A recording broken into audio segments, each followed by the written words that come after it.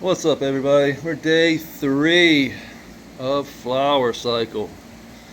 And we are looking at these birdie skunks from Luna Whitcomb. And these are really looking good and smelling good. Everything in here has got a really good stem rub. Yeah, really good. This thing down here, I'm not sure what this is doing. You can see the difference. Got two that were really good. This is what happens when you plant seeds. You don't never know what you're gonna get. This was just one that happened to be short and stocky and stay short and stocky, even with the blue light. So I'm assuming that if we had like the reds and the deep reds and the full spectrum going with the Grand Masters here, that these two plants right here would be a whole lot taller than what they are. But since we've been running that cool blue, just straight blue full spectrum for the first 28 days, or all through its first cycle, they stayed pretty short, especially that one. Look at the difference. Now we'll see what happens now that we were going to hit the stretch, because sometimes when they stay short like this, I've seen them take off at this time frame. So we'll see.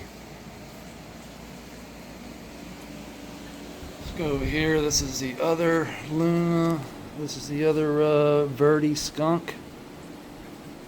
See, this one's got good stretch.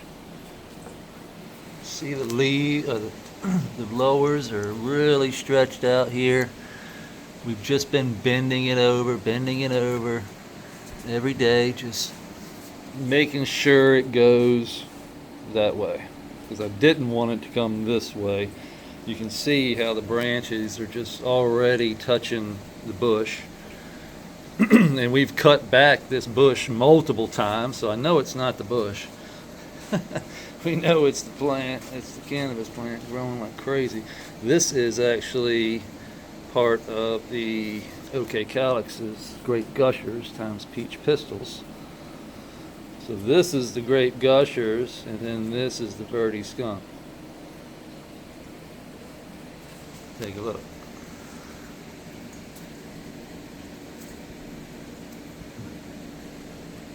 So this is what we're dealing with down here. You can see everything is nice and clean. This one here definitely needs probably just come on out. This could be a good cut. This would be a really good cut to take. So you could take this, snip it down here, and that's what we'll probably do. And we'll take it and we can probably just stick it right in the creek and see if it'll root. Last time we did that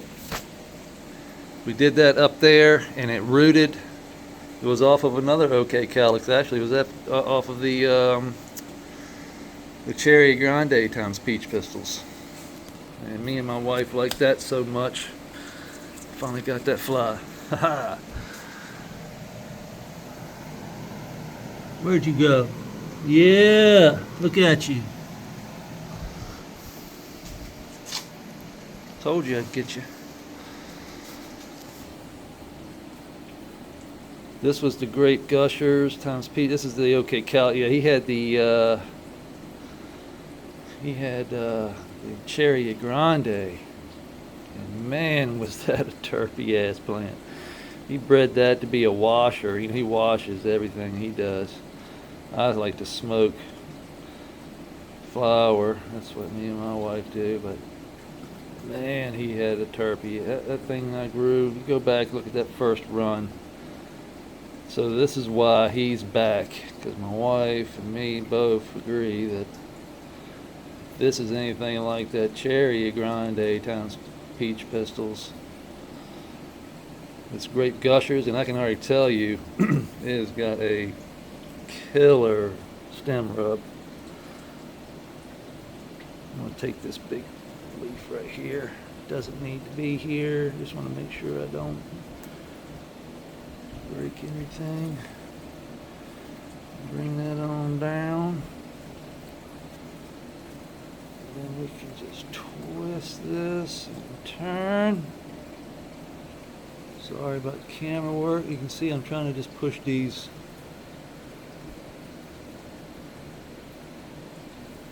And these plants will start to tighten up. And what I mean by that is they'll get harder and harder and harder to bend.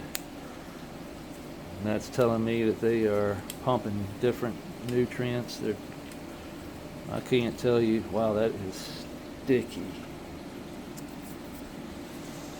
Very nice. I can't tell you the science behind it, but I just know that they're getting ready to go to flower. See, this one's got some pest damage. Probably thrip, or look like thrips, leaf miners, who knows. It's not really a big deal, but we will hit them with some Lost Coast and with some so I use a little bit of both. I'm going to show you what I spray. It's really simple. So I've had this Lost Coast forever. I used to use it outdoors. Still got a lot left in a little bit, but this is just active ingredients there: soybean oil, peppermint oil. It's just basic what am I trying to say? Essential oils mixed with water and some alcohol. Then I like to mix a little bit of that with this. This is Country Roots Integrated Pest Management. And this has the lemon, the lime, the lemongrass, the garlic, the rosemary, the clover, garlic, the peppermint. Peppermint is what Lost Coast Plant Therapy has. So it has all these different things. And we mix that with a little bit of this, put it in our sprayer, and spray the plants. Our sprayer is right here, just a little mini fogger. Can't remember what I had. I was using that for outside. And yeah, oh, I wanted to show you this too. Check out this. This is brand new lactic acid bacteria. Look how clean that lactic acid. You can see clear through it. See clear through. That is what you want to see. This is rice water. This is washed rice water with milk. So the milk, you pour the milk in. So I used just went to the store and bought some 1% low fat. Doesn't matter. I bought the cheapest thing I could find. It was $2.50. Doesn't matter what kind of milk it is. Look at that. The cheese build up. This is one day. I poured it in yesterday. This morning, boom. Now you have really good lactic acid bacteria. Let me just take this and see if we can make sure it don't go everywhere.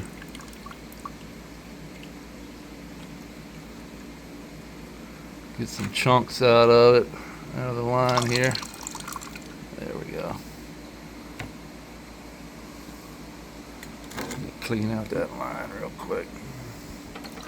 That's kind of like the head of if you were making moonshine or something.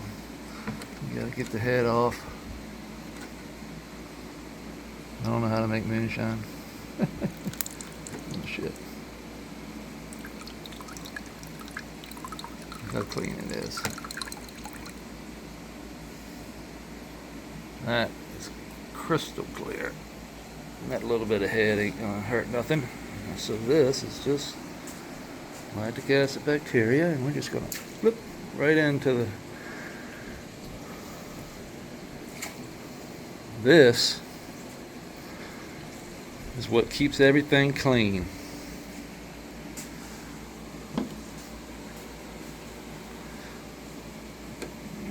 If you can keep it from getting all over everything. So this here is just excess. We can just throw that right in there. It's not going to hurt anything. You can actually drink some of this. It's not, yeah. It kind of tastes a little like cheese. And then the actual head here is the beginnings of cheese. So think of it how we're just making cheese. There's going to be a curd up here. We want to keep that curd underneath this paper towel. We don't want to seal it. We want to let it breathe. Same with this EM1. This is activated. So you take the EM1. So you can get this from Terraganics. And you take, I don't know how much it was. I think I used like 3 shot glasses, 4 shot glasses. Boom, boom, boom. Add water, then add 3 shot glasses of blackstrap molasses.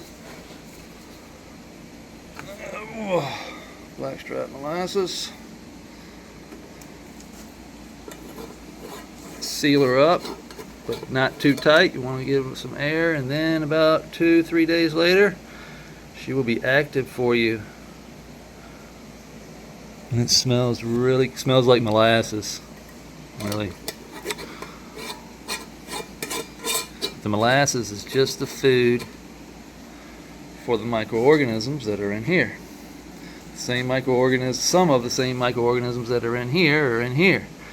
This has different types of microorganisms, effective microorganisms, to be exact. So, that lactic acid bacteria is just about in everything we make. So we use it to ferment things. It's what's going to start breaking down things. Breaks down this poo in here. Oh, and I know what I want. Look, you all want to see some crazy stuff? Want to know how this is? I know it's not harmful to anything, and it helps everything. There's a shrimp right there. And let me tell you, they are everywhere. Let me show you this. Might be able to get a better shot.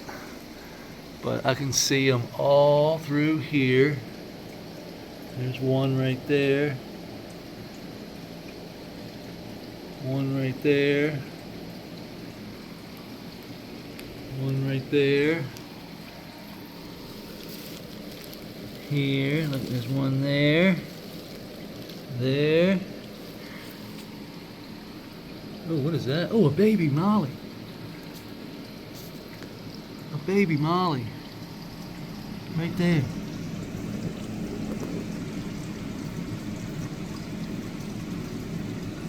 Check them. Awesome.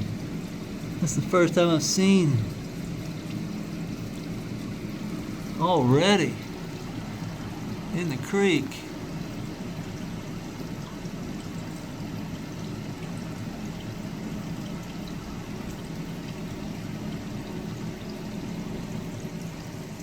That's so cool.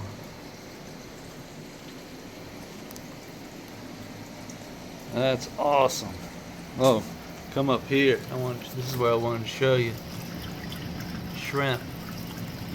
Shrimp, shrimp.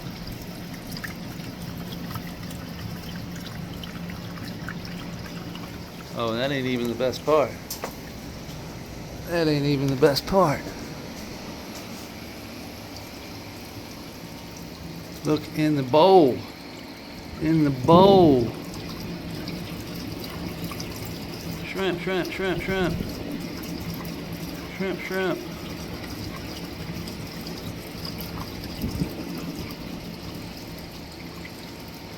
There must be hundreds of them. Look at them. All everywhere.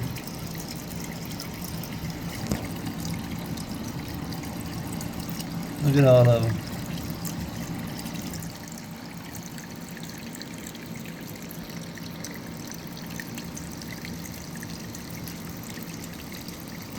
How cool is that? They're everywhere. Eating up that poo. So this is what I was talking about. This is 9 months in. So I put those shrimp in 9 months. I put 10 cherry shrimp in 9 months ago. I put 6 mollies in, and I thought all 5 of them were, but that's a baby right there.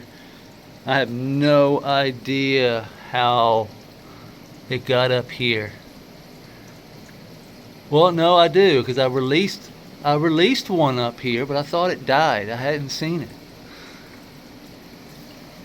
That's not the one I released, because that's a tiny little baby. So somehow they must have laid eggs before they went to the pond. That's so cool. And we got tons of shrimp. Tons of shrimp. So that's telling me that the water quality is really good. And what we're doing is working. So all we're doing really is cleaning the creek. We're cleaning the creek by using these pads. I've got the Chemi Pure bag, and these Chemi Pure bags are what we used for well, the freshwater and saltwater. I use them for saltwater. We put these bags in the sub pump in the sump tank. Sorry, not pump, tank. To help clean the water. And all it really has is these clays. It has some clay in it, some different types of clay, and it also has activated biochar. Same thing that's in this bag here. It's biochar. It's the same biochar that you would put into the soil.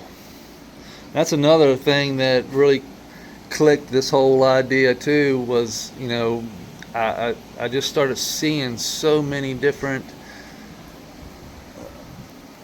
combinations to do this, but also in the aquarium world, when I started learning a lot about aquaponics and how people were doing aquaponics, and then I got into the soil food web, and then I got into Leighton, and Leighton Morrison, you can find him on Future Cannabis Project and on a couple of different shows, but you can just look him up. He's also, right now, he has a show Mondays on It's All About the Biology on YouTube here, and Mondays at 5 o'clock.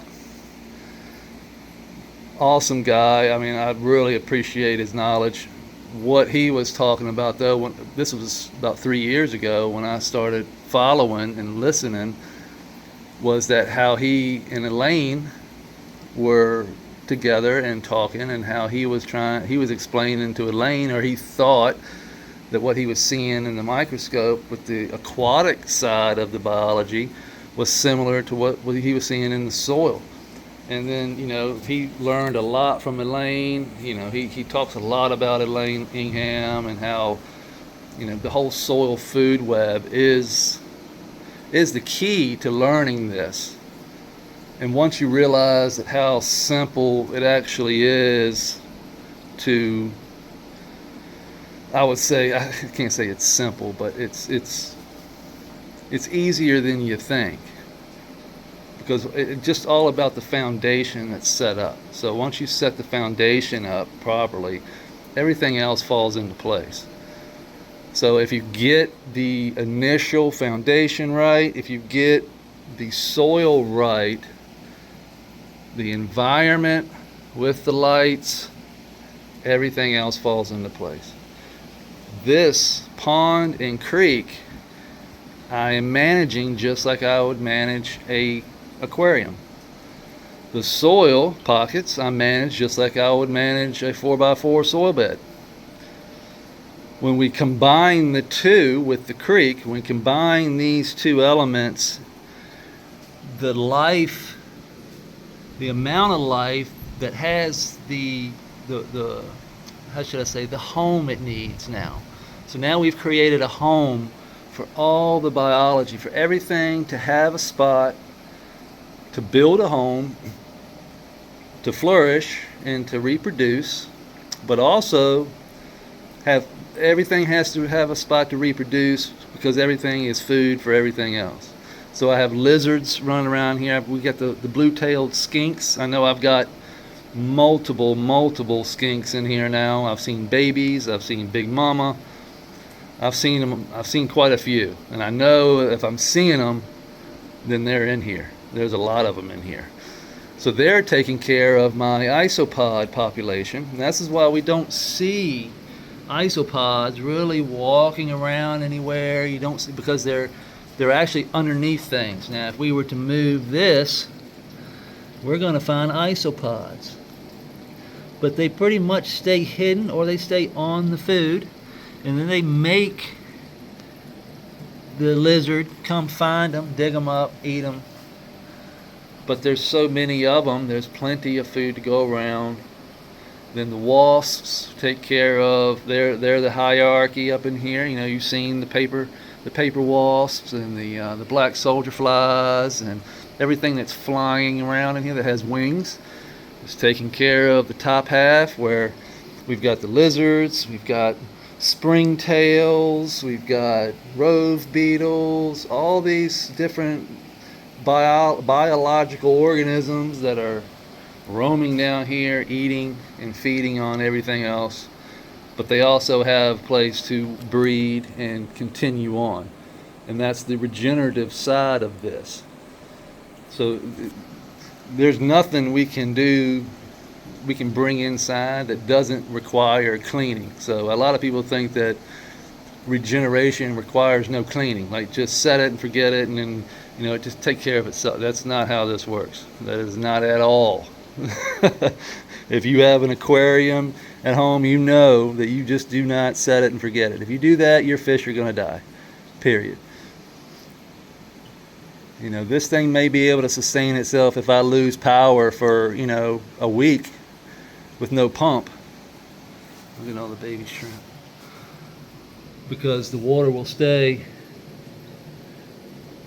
I don't know if you can see them, but it's like 3 of them right there, 4 of them. But yeah, that's the regenerative side of this is really dependent upon me, but it's also dependent on all the critters down here. I'm just responsible for, you know, making sure these guys are fed, making sure the water's clean, making sure that we, you know, put our nitrate pads. So our nitrate pad this is how we clean the creek. I just take these pads, set them in the creek, and then run my hand like a salmon all the way from the top and run all that poo down into those pads, pull those pads out, strain them, wash them off, put them back in. It's that simple.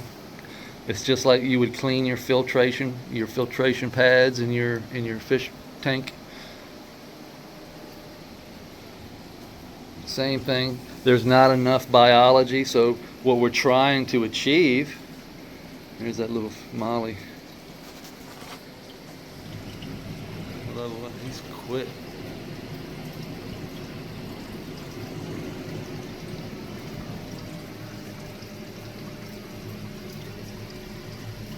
So fast.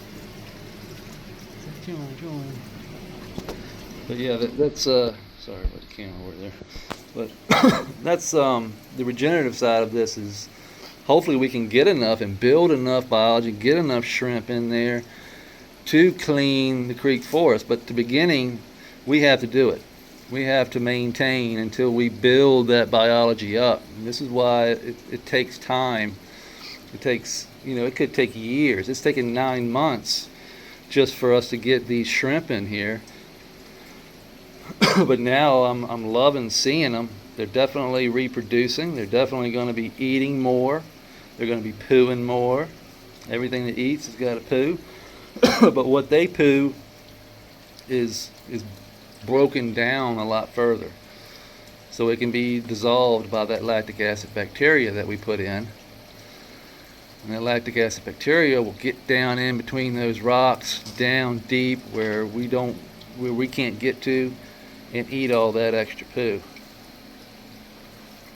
And then the worms come in, and that you see all that extra sand we put in. We put in all that sand on top because the worms and the critters had just completely devoured all that, and it turned all into, let's see here, it had turned into this. All this poo right here. This is what that sand and silt would turn into. And this is aggregate. This is aggregated soil. Let's see if I can put, you see how it balls up. You see how the little nuggets? They're tiny little nuggets, but they're all stuck together. And those are worm castings. Castings, slug castings, just broken down to the next level of sand. You can still see some sand and silt in there. But you take this, is rich. I mean, super rich in biology. You take this and put it around your plants, and this, and then you hit a little water on there to wash that down. You know, you got to wash your food down. So you put the food around your plant, and then you water it to wash it down into the guts. It's kind of the same system, if it makes sense. Got to get it down into the guts. So how we do that with rain. Rain pushes that stuff down. And this is why we need plants, because when you don't have plants and it rains, you're compacting. You're not pushing nutrients down, you're compacting soil. And compacted soil doesn't breathe. And if it can't breathe, you ain't got much. Just imagine if you can go quite a while without food. You can go quite a while without water. You can't go quite a while without air. I'll give you a couple minutes max. So we need to push that air down in there, and that's where the weather system comes in. High pressure outside pushes that air down, that nitrogen down. The nitrogen that's in the rain, nitrogen that's in the air. The rain picks up that nitrogen out of the air and pushes it down in there. That's why your plants look so green after a rainstorm. So if we try and mimic that in here and try and mimic a rainstorm, like if I'm going to foliar spray something, we come in with the over to the Grandmasters and just turn the lights way down. Mimic that cloud cover. Spray, come back an hour later, turn the lights back up. I'll tell you what, that elephant ear tree is going to outpace the cannabis, huh? Looks like it's loving life over there. We have another one right here that you really can't see. It's growing all up in here.